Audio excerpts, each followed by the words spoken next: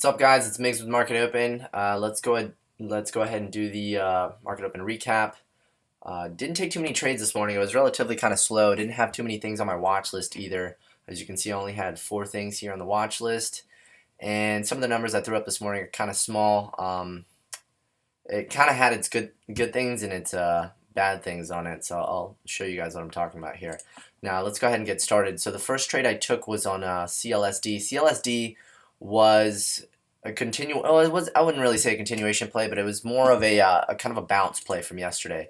So if you guys remember, CLSD gapped up from $8 all the way up to 12.50 or so, and it just sold off all day. Just sold off, and I kind of expected it to bounce here at the $10 mark. So if you see here, it actually did end up bouncing right around the 10.10 mark. This is because it's such a psychological number basically for investors. So let's say that if something gets really good news and it comes back down, it sells off, and $10 is such a psychological number that people automatically say, if it comes down to $10, I'll buy some or something like that. So that's kind of what ended up happening, and then people started chasing it, and it's just kind of still coming up. Now, the first trade I took on it was on the 1-minute chart here. So that was on the watch list this morning since I didn't really have too many gappers. This is basically a perfect ORB pattern, and it ended up, next candle ended up ripping. I got filled at 11, and my stop was here at 1080. Let's see here. Now it actually came all the way back. Let me put the SPY over here on the 5-minute. So right during this time, the SPY just kind of opened up and it just sold off immediately. So I'm thinking, okay, well, I need to get my profit out of this and just be out. So right in here, the spreads on it were, they were like 8, 10, 12, sometimes even 15 cents. It would just literally just jump all over the place. So right as it was hitting 11.20, I decided to go ahead and get out. Took $100 out of it, and I was done on it. Then let's see here. Actually, I sold 400 at 11.21. Sold another 100 at 11.17. Then my next trade was on FRPT. Now I know I took this on the 1-minute for sure. So FRPT was actually gapping down this morning. It came up. Our initial entry was actually going to be here under 1820, but it just kind of kept heading up higher. As soon as I saw it just go. I wasn't just going to get into it at 1820 from it falling from the highs at 1880. So what I told myself is, okay, well, if it comes back up, I think I had it right around here. So I told myself, if I can get it to come back up to 1860, I'll put my stop over 1880 and just short it. So I think I ended up shorting it right at 1850, so close enough that there was like a 10-cent spread on it. So I got it right at 1850 with a stop up here at 1880. I went ahead and drew my trend line, and very next couple of candles, it just kind of crashed down all the way to 18.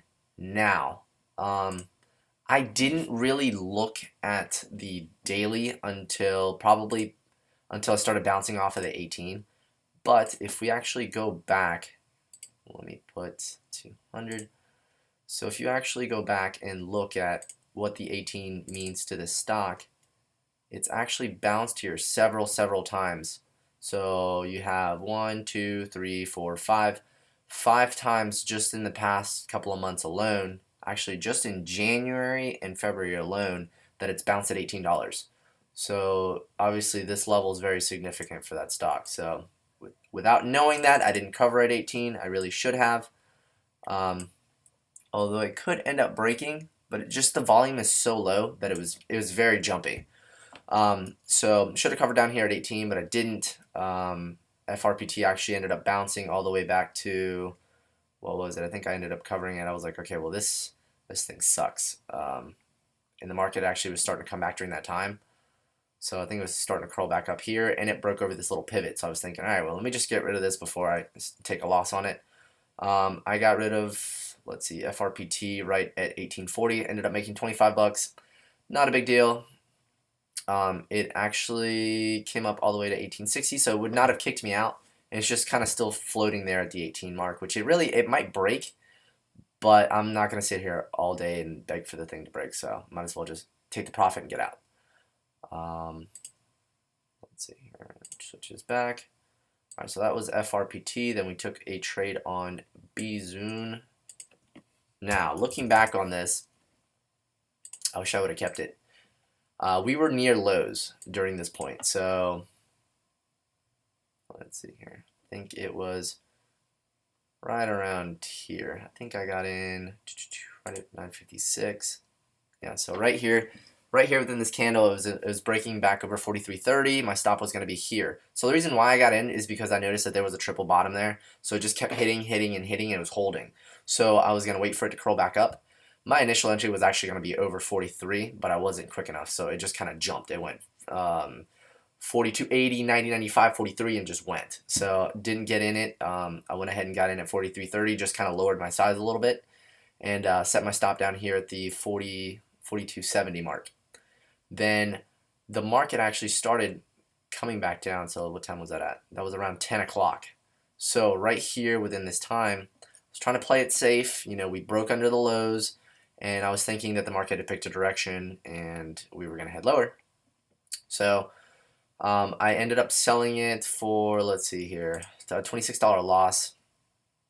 But as you can see, it held and it kept climbing up. So I'd much rather play safe than to be sorry than losing the whole $100. I'd rather just lose $26. It's really not that big of a deal, especially when the market's not going in your direction, especially now that it's selling off as well. So I like to play it a little safe. So I took a small loss on that, although BZoon obviously went the opposite direction. Now, next trade we took was on QCOM. Let's see here. So QCOM here, I believe kicked me out. Yeah, QCOM actually did end up kicking me out. So QCOM is one of those bigger companies that kind of goes with the market. So if you notice, although this pattern is it's almost perfect. You got VWAP right here, but it got stopped. The 9's kind of curling down back on it. So I got in right here at 62.33. Down here a little bit, I guess I missed it. And during that time, the market was coming down, and then right after that, it came right back up. So if it comes down, rips right back up, it kicked me out. My stop was actually going to be over the highs, but I noticed that the market came strongly back up and over the pivot. So as soon as it did, I went ahead and got out. Instead of taking the whole $100 loss, I took it down to $42. I got out at 62.47. Definitely came up and above, but right after that, a couple of 15-20 minutes later, as you can see, this candle right here happened, and QCOM started coming down. So was the timing right? According to the market, no, but was the pattern correct? Yes, 100%. If I saw that pattern tomorrow, I would take it again. So it's nothing that I did wrong. Actually, I played it correctly, and I minimized my risk on it. So it's just sometimes you just have those days where it doesn't want to go your way, but it's all right. So I minimized that loss. Now the next trade I took was on CLSD. CLSD here. So went back to CLSD. And as you can see, it's one of the patterns that I often go to. It's a VWAP bounce. So it got rejected here. It double bottomed here at 11.26, so that was going to be my stop. And the next candle to make a new high was my entry. So I went 500 shares long right here at 11. I got filled at 45. So 20-cent stop. My target was actually going to be 11.85. Now, if you notice, like I said, if the market starts selling off and I'm long in a position, I'm going to reconsider what I'm doing. So I put an arrow on it just to remember that this is the candle that happened. This is the candle that happened when I was long on CLSD. Now, when it rains, everybody gets wet.